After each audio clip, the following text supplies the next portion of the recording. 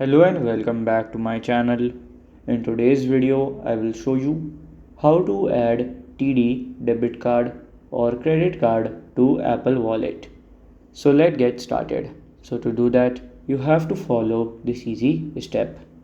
So first you have to go search for your Apple Wallet, then go to your applewallet.com, and from here you have to log in, and then you can click on the plus icon, and then you can add your TD bank debit card or credit card to here, and then you can use wherever you want to.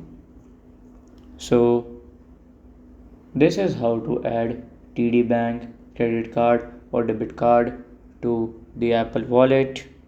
And if you find this video helpful, make sure you like, subscribe and share the video. Thank you for your watching.